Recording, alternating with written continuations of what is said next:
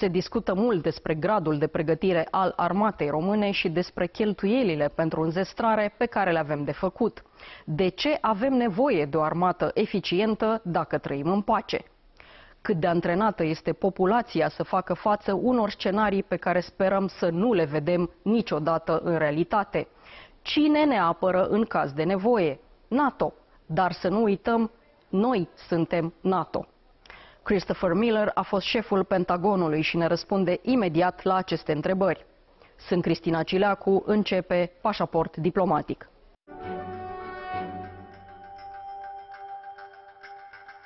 Christopher Miller, former acting Secretary of Defense, welcome to Diplomatic Passport.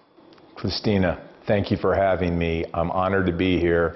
It's great to be back in Romania, and I really, from the bottom of my heart, want to thank the Romanian people and the Romanian government for all they're doing to support the Ukrainians in their fight against Russian aggression. You donated the Patriot missile battery to Ukraine, and I know that was a very complicated and difficult decision, but that really shows the leadership of Romania in standing up to this tyrannical attack by Putin. We will be talking in this interview about the war in Ukraine, but I would like to take advantage of the fact that you do have an impressive career when it comes to the army, and I think you are the best person to explain to the Romanian public the slogan, "We are NATO."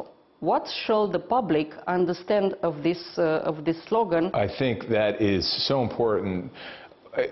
You know, since being here in Romania, I've heard a question sometimes about why the American people don't know more about NATO and know more about this incredible relationship between Romania and the United States.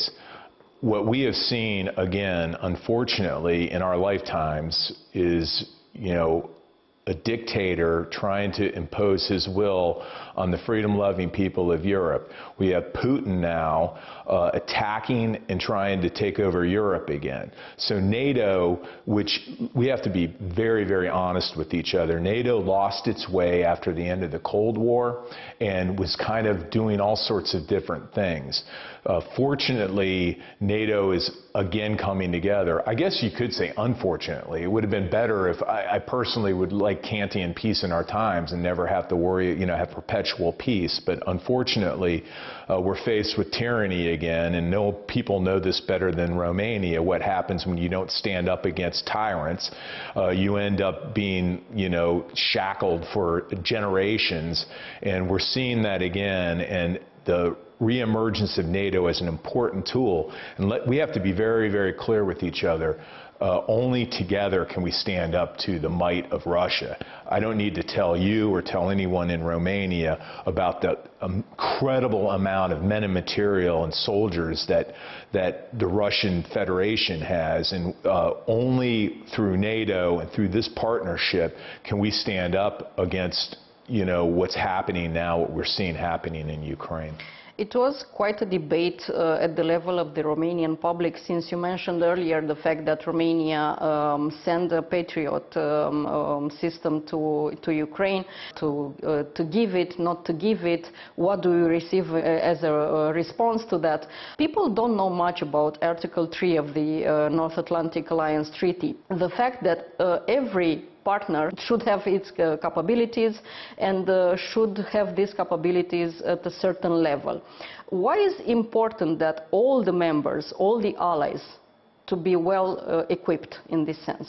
Cristina, that question I had to deal with when I was the acting Secretary of Defense, and also when I was working at the White House for President Trump. President Trump was just asking for all NATO countries to pay 2% of their gross domestic product for defense. This wasn't imposed by the United States. This was an agreement by all of the NATO members. So over the years, the United States has quite clearly paid the majority of the bill for NATO. The Germans have basically been able to free ride on the back of American security guarantees for lots and lots of years. And I don't criticize the Germans for doing that. They were taking advantage of the time and the strategic culture. But I think we're in the midst of maturing NATO, and we're maturing this relationship, and I think it's better that way. It's respectful. So the sign of spending money on your national defense is a mutual sign of respect for all of us. When you have one country that's spending a pittance, you have Romania at 2.5%, Poland's at about 4% of their gross domestic product. You are on the front lines, and we have those that are further back that aren't doing their fair share. I think it's very difficult to convince the American public. I certainly am not going to speak for the Romanian public. That's beyond my remit, and I would be hypocritical if I was going to, talk about that. But I can speak about the American public. They ask now. The Cold War's been over for a long, long time. We, the United States, took on a huge burden to secure Europe after World War II. So what we're seeing right now, I think, is very appropriate that we start being partners more than superior subordinate. And that's why I think what's happening here in Romania is a model for what, the future should look like. Two partners working in concert on a common problem that protects not just Romania, but recognizes the United States' national interests, that stopping Russian aggression is critical to the economic vitality and the national security of the United States as well. Well, considering your experience again in the army, how shall an army of this century member of NATO look like? That is exactly why I'm here in Romania, to learn more about what's happening in Ukraine.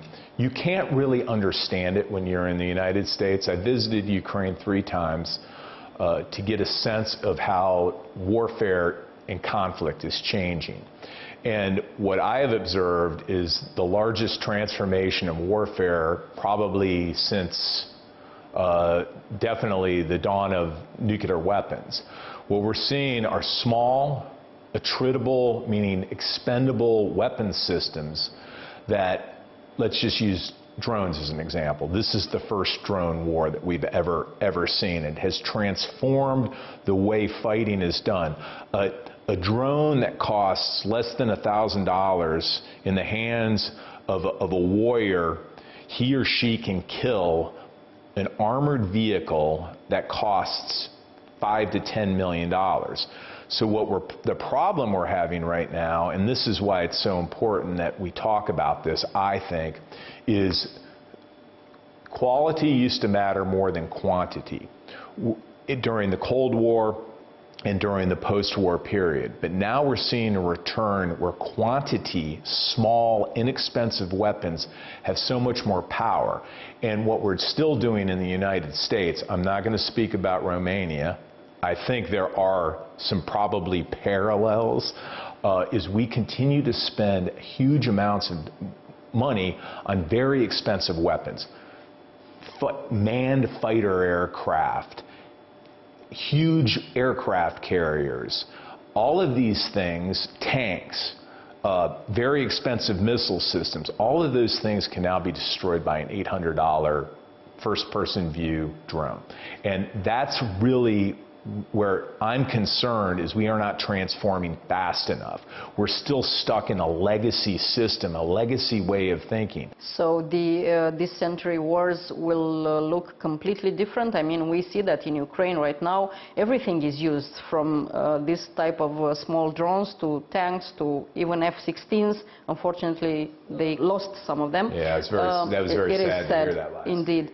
But what else should we expect? I mean, the war will be transformed in the sense of having only this type of small equipment that can produce a lot of damage? Well, what it really does is provides small units, like 5 to 10 soldiers can now have the combat power. They can bring in, fires and missile strikes that once were only capable of being applied by huge brigades of 2,500 people. So, you see the Starlink communication nodes. You see this this dispersion of people, because as soon as with all of these drones flying, you can't hide anymore. So you have to disperse your forces. But by the same token, remember with these new communication technologies like our phones, where you can immediately call, text, whatever the case may be, someone in a position that can support you with whether it's drone strikes, whether it's artillery strikes, whether it's machine gun fire. So what we're really seeing is this democratization of warfare, which is all these high-tech systems that used to be only in the hands of like a major power, the United States, the Soviet Union, China.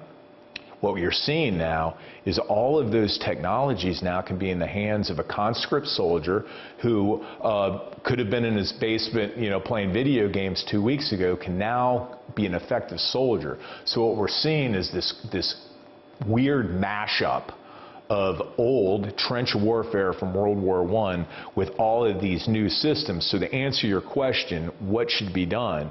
You have to win fast, because as soon as an army or a military force, stops movement, the opposition then can put in their defensive systems, and then you have a stalemate like we're seeing in Ukraine. And then, of course, how do you break out of a stalemate? You saw the Ukrainians attacking in different places. Yes. We said that we will be talking about the war in Ukraine, and we are. Do you think that with Ukrainians in Russia, with Russia not taking Ukrainians out, at least not so far, all these meetings that Putin has with leaders from lesser free world will transform this war, will end up in being a war against the autocracies, against the free world? It really appears that is what's happening. I remember going to an Army educational system in 2000, and we had an instructor that we were learning about strategy and strategic ideas, isolationism versus realism, etc. And the instructor asked a question. He said, could we ever see Russia, China, and Iran and North Korea line up together as a bloc to counter the rest of the world, the democracy? Yeah. And we laughed. We laughed. That will never happen. And that's exactly what's happening right now. And I think, but at the end of the day, I very much channel Ronald Reagan, who believed that in the hearts of all people is a desire to be free, and those dictatorships can only last so long. Romania has experienced that, and made the decision at a certain point that no longer was the way that the people of Romania wanted to live. So, but I'm very concerned about what you just said. Romania was never a huge country like Russia, like China, like Iran. I'm very troubled by this alignment of these dictatorships, these authoritarian regimes, and that's why it's all the more important that the freedom-loving, nations maintain their relationships and their power.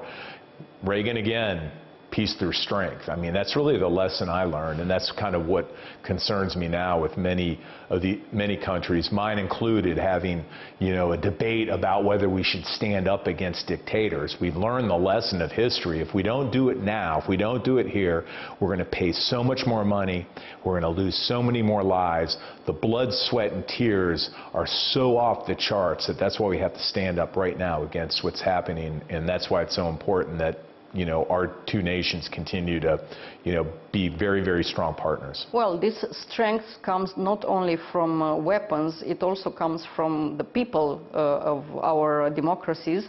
The people must be prepared for the worst. How shall a country prepare its people in order to be ready for the worst? To give you again the example of Romania, if here one of the authorities will say, let's get ready for a possibility of a war, it will be a disaster because everyone will panic. You brought up a point. I also think we need to talk about economic strength. Economic strength is national security as well. And what bothers me right now when I come and I listen to Romanian businesses and government officials, and Romania spends $18 billion invested in the United States. The United States has invested $4 billion here in Romania. I think that's a perfect place for the United States technology companies and defense industries. I think we have to recognize it needs to be smaller companies. Do you realize 80% of the gross domestic product of the United States is made by small businesses, not major corporations? I was surprised when I saw that figure last week. So small businesses working with Romanian small businesses to create dual-use technology that can be used not just for defense, but can be used for monitoring your energy sector, protecting your borders, looking at deforestation, looking at illegalities, helping with search and rescue. Those are the types of capabilities that I think United States companies should be partnering here, because you have an incredibly educated workforce. You have the best engineers around. I heard something yesterday that Romanian is the most spoken foreign language in Silicon Valley in the United States. That might be an urban myth. Christina, that might be an urban myth. I have no knowledge of that. I also heard this information, but do you think it's an urban myth? I didn't check it. No, I don't have the numbers. We need to fact check that. I do not want to be giving you fake news or the Romanian people. We'll do something about that. Okay, well, you can fact check that, and you can have on the banner underneath, you can say, this is not true. So I really think the economic cooperation is equally as important as the defense cooperation.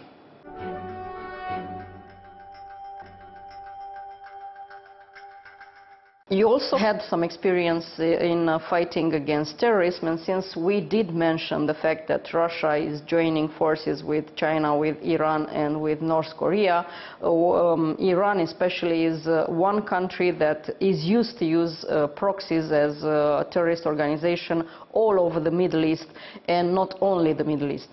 You cannot eradicate terrorism, unfortunately, but how can you deter it? You can defeat terrorism. You can't.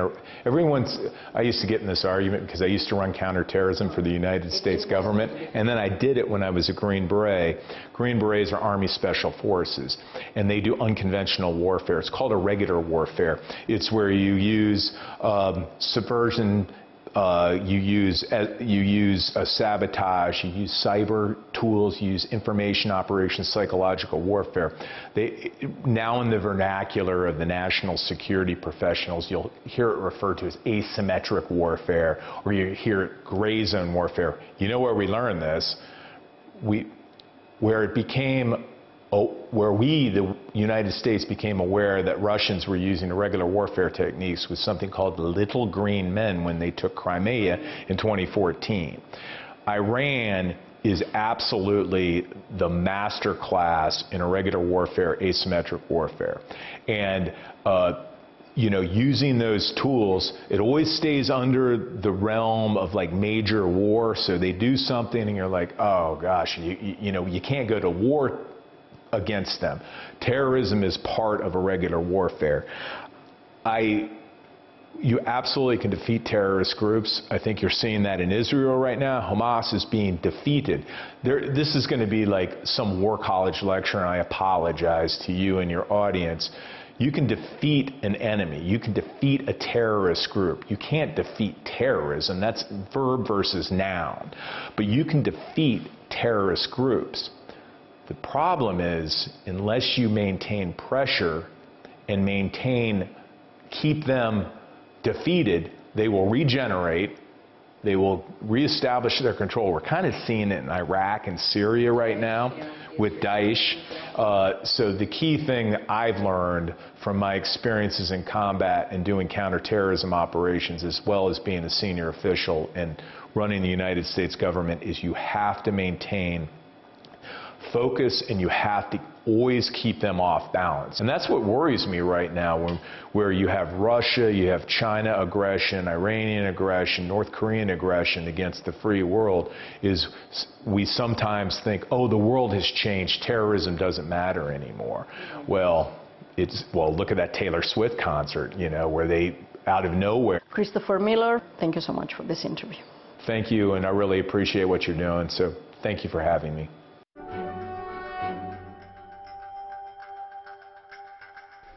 Atât pentru astăzi, dar rămânem în continuare online pe pagina de Facebook a emisiunii și pe contul nostru de X.